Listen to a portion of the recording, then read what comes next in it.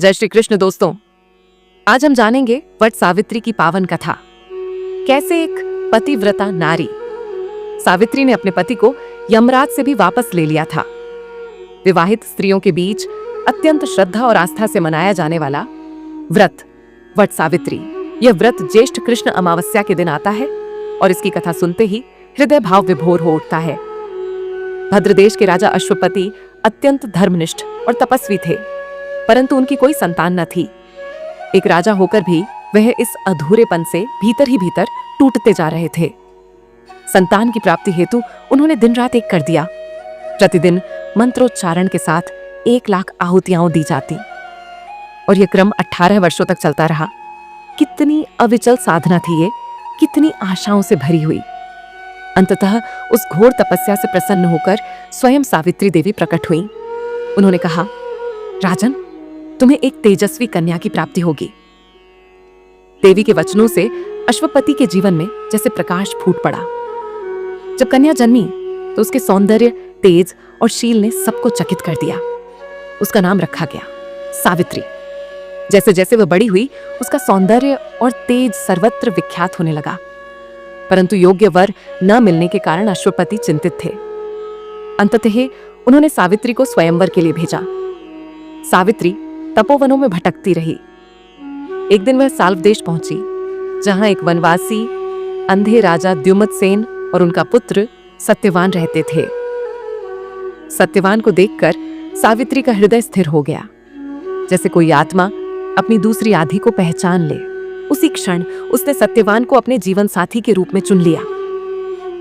जब आर्षि नारद को इस बारे में पता चला तो वे अश्वपति के पास पहुंचे और बोले, राजन, सत्यवान गुणवान, धर्मात्मा और बलवान तो है, लेकिन वह अल्पायु है। 1 वर्ष के भीतर उसकी मृत्यु निश्चित है। राजा शोक में डूब गए। उन्होंने सावित्री से कहा कि कोई और वर चुन ले, परंतु सावित्री ने दृढ़ स्वर में कहा, पिता, आर्य कन्याएं एक बार वर का वरण करती हैं। राजा एक बार आदेश देता है और ब्राह्मण एक बार ही संकल्प करता है। मैंने सत्यवान को अपना पति स्वीकार किया है और अब वही मेरा धर्म है। राजा विवश हो गए और सावित्री का विवाह सत्यवान से हो गया।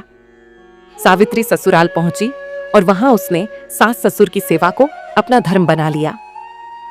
समय बीतता गया और धीरे धीरे वह दिन निकट आने लगा जिसे लेकर नारद मुनि ने चेताया था। सावित्री ने 3 दिन पहले से ही उपवास आरंभ कर दिया। वह दिन जैसे जैसे पास आता, उसका धैर्य और संकल्प और अधिक कठोर हो जाता। नियत दिन पर पितरों का पूजन कर सावित्री सत्यवान के साथ वन में लकड़ी लेने चली गई। सत्यवान पेड़ पर चढ़े, तभी उन्हें सिर में तीव्र पीड़ा हुई। वे नीचे उतर आए और सावित्री की गोद में सिर रखकर लेट गए। सावित्री ने अपने स्पर्श से उन्हें शांति देने की कोशिश की, लेकिन मन भीतर से कांप उठा। उसी क्षण वहां यमराज प्रकट हुए। उन्होंने सत्यवान के प्राण अपने पाश में बांध लिए और चल पड़े। सावित्री उनके पीछे पीछे चलने लगी। यमराज ने उसे रोका, समझाया, पर वह नहीं मानी।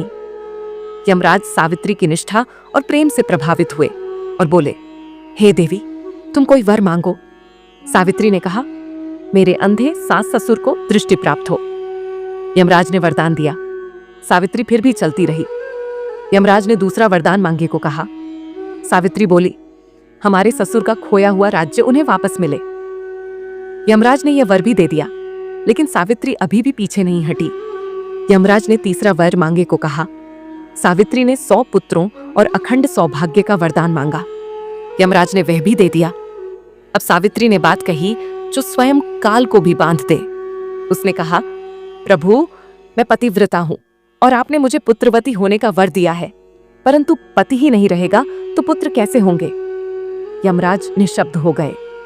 नारी के इस तर्क, प्रेम और समर्पण के आगे स्वयं मृत्यु भी हार गई। यमराज ने सत्यवान के प्राण छोड़ दिए और अंतर्ध्यान हो गए। सावित्री दौड़ी, वट वृक्ष के नीचे आई जहां उसका पति मृत पड़ा था, और फिर चमत्कार हुआ। सत्यवान ने आंखें खोल दी। जीवन लौट आया। उस क्षण का आनंद, उस प्रेम की गहराई को शब्दों में नहीं बांधा जा सकता। दोनों साथ साथ अपने राज्य लौटे। वहां देखा कि उनके माता पिता को दिव्य ज्योति प्राप्त हो गई है।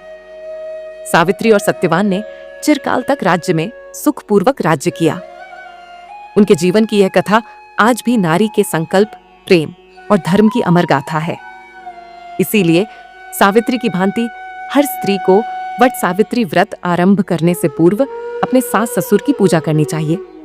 इस व्रत को करने और कथा को श्रद्धा से सुनने से जीवन साथी की आयु पर कोई संकट नहीं टिक सकता। यह व्रत नहीं, श्रद्धा और समर्पण की पराकाष्ठा है, जहां प्रेम ने मृत्यु को भी झुका दिया। जो इसे श्रद्धा से पढ़ता या सुनता है वह अपने समस्त पापों से मुक्त हो जाता है। अगर ये कथा आपके हृदय को छू गई हो तो इसे अपने परिवार और दोस्तों के साथ जरूर साझा करें। और ऐसे ही भक्ति से भरे भावपूर्ण वीडियो के लिए हमारे चैनल को सब्सक्राइब करें और बेल आइकन दबाना न भूलें। कमेंट में जय हरि विष्णु लिखना न भूलें।